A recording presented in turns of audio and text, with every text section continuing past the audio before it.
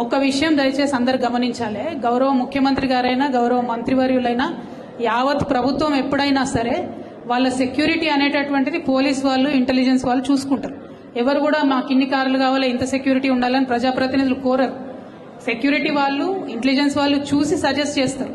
అదేవిధంగా సజెస్ట్ చేసినటువంటి వాళ్ళు కాన్వాయ్ని ఎట్లా బిల్డ్ చేయాలి ఎక్కడ బిల్డ్ చేయాలి అనేటటువంటి అంశాన్ని సీక్రెట్ గానే ఉంచుతారు ఎప్పుడైనా కూడా. ఎందుకంటే థ్రెట్ ఉంటుందనే సెక్యూరిటీ ఉంటుంది.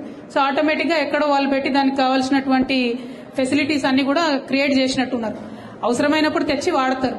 అవన్నీ మనకు కూడా చెప్పారు కదా, సీఎం గారికి కూడా చెప్పకుండా చాలా ఇంటెలిజెన్స్ వాళ్ళు చేసేటివి ఉంటాయి.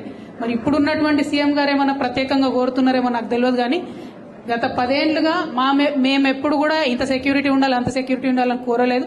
ఇంటెలిజెన్స్ వాళ్ళు పోలీస్ వాళ్ళు ఇట్లా సెక్యూరిటీ ఇది ఫెసిలిటీ అంటారు, వాళ్ళు చేస్తారు. దానికి తగ్గ బడ్జెట్ వాళ్ళకు ఉంటుంది.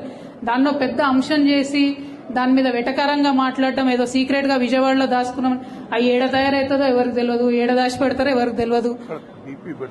ఎగ్జాక్ట్లీ బీపీ ఆడ తయారవుతుంది. అదే అంటున్నాం కదా, మనకి ఏం తెలిసిపడే. పోలీసు వాళ్ళు ఇంటెలిజెన్స్ వాళ్ళు చేస్తారు జనరల్ గా. దాన్ని పెద్ద ఇష్యూ చేసి అదేదో దాచుకున్నాం అన్నట్టుగా గౌరవ ముఖ్యమంత్రి గారు మాట్లాడడం నిజంగా వారి గౌరవాన్ని తగ్గిస్తుంది తప్పితే ఇంకొక అంశం కాదు. Ultimately, protocol of any CM is decided by the security wing and intelligence and the police. There is no role of politicians in that. It was decided like that. It is unfortunate that the current CM thinks so, but it is not the case. But since you have asked me in English, I want to make one thing very clear. We are from the state of Telangana, from the district of Warangal, demanding a national project status to be given to the South Indian very big popular Jatara which is called as South Indian Kumbh Mela, the Sammakka Saralamma Jatara.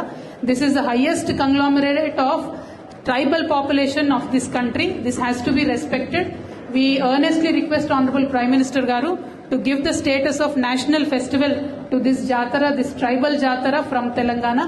We have given number of representations to Honorable Prime Minister Garu earlier. So we really wish and pray that he will take it up immediately. Thank you. Jai Telangana.